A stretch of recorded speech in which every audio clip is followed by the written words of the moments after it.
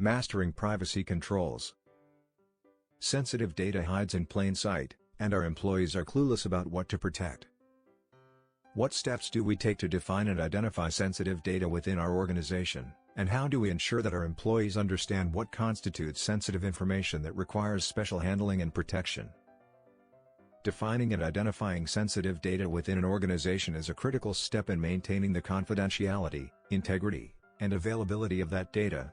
To ensure operational excellence in privacy controls, it is essential to establish a robust process for identifying and managing sensitive data. Firstly, it is crucial to develop a comprehensive data classification policy that provides a framework for categorizing data based on its level of sensitivity and risk. This policy should define the different levels of sensitivity, such as public, internal, confidential, and restricted, and provide clear guidelines on how to determine the classification of each data type.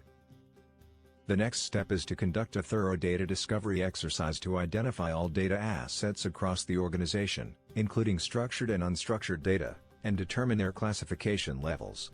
This exercise should involve a combination of automated tools, such as data loss prevention, DLP, software, and manual assessment by data owners and subject matter experts. Once the data has been classified, it is essential to educate employees on what constitutes sensitive information and how to handle it. This should include training programs that provide a clear understanding of the data classification policy, the risks associated with sensitive data, and the procedures for handling and protecting it. The training should also emphasize the importance of confidentiality, integrity, and availability of sensitive data and the consequences of mishandling it. To ensure that employees understand what constitutes sensitive information, it is crucial to provide them with concrete examples of sensitive data, such as personally identifiable information, PII, credit card numbers, financial data, and intellectual property. The organization should also establish a culture of accountability, where employees understand that they are responsible for protecting sensitive data and reporting any incidents or near misses. In addition to employee education and awareness, it is essential to implement technical controls to prevent unauthorized access, use, disclosure, modification, or destruction of sensitive data.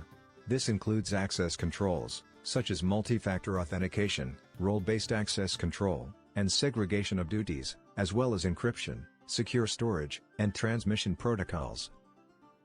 The organization should also establish incident response and breach notification procedures to address unauthorized access or disclosure of sensitive data. These procedures should include prompt notification to affected individuals, regulatory bodies, and law enforcement agencies, as well as remediation and corrective actions to prevent future incidents. To ensure operational excellence, it is essential to continuously monitor and assess the effectiveness of sensitive data management practices. This includes regular audits, risk assessments, and compliance monitoring to identify vulnerabilities and opportunities for improvement. The organization should also establish a feedback mechanism to encourage employees to report any concerns or suggestions on sensitive data management practices. Finally, the organization should review and update its sensitive data management practices periodically to ensure they remain relevant and effective in today's rapidly changing threat landscape. This includes staying abreast of emerging trends, technologies, and regulations, such as the General Data Protection Regulation, GDPR, and the California Consumer Privacy Act, CCPA, and incorporating best practices from industry peers and regulators.